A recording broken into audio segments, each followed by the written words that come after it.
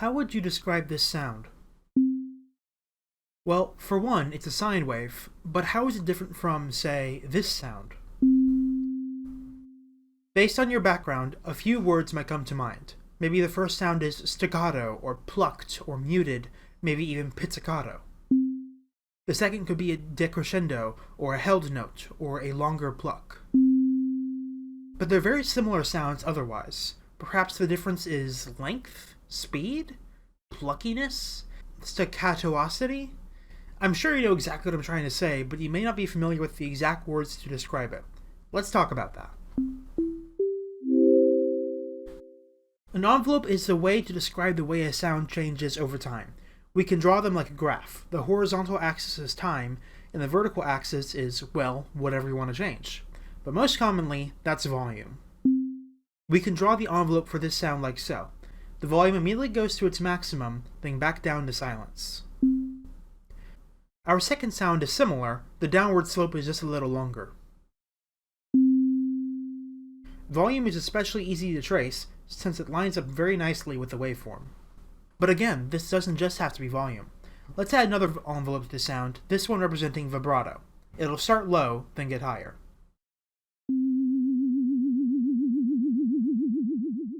So now we know the difference between our two sounds is that they have different volume envelopes. And yet, that still seems like an awfully vague answer. That brings us to the concept of ADSR, attack, decay, sustain, and release. You can draw envelopes in whatever shapes you want, but a lot of times it's useful to have a simpler way of constructing them just based on a few values. That's what ADSR is all about. It's a set of parameters that you can use to easily construct an envelope. Or in other words, they are a way to split down an envelope into its basic parts.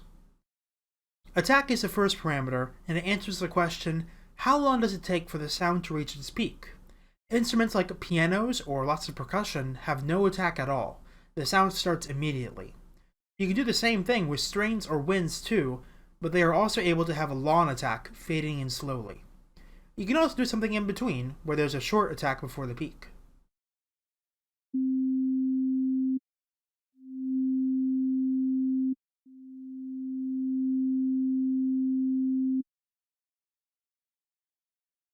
Next up is decay and sustain, which go together. Decay answers the question, how long before the sound reaches its resting point? And sustain answers, where is that resting point? Sometimes the sustain can be 0, like in our original examples. The difference between them is the length of the decay. The sustain can also be all the way up, making the decay length not matter much at all. The sound doesn't have any lower to decay to. And of course, you can have it somewhere in between, so that it will decay a little bit and then stay where it is for a while.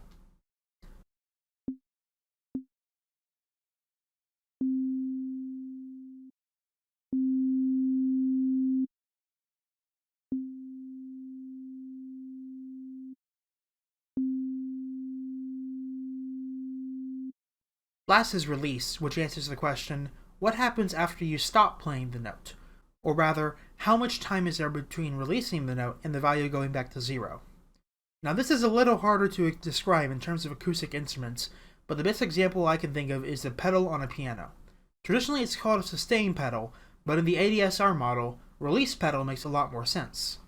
When you play with the pedal on, whatever notes you play will linger for a while, but not forever. This can be described as a sound with a very long release. Something similar happens when you pick a note on a guitar and let it ring for a while. You stop playing the note, but the sound continues. One thing to note is that this is not the same thing as when you play a sound in a large space and it echoes for a bit. We call that reverb, short for reverberation, but that's not release. The release of an envelope should be more or less the same no matter where you play it.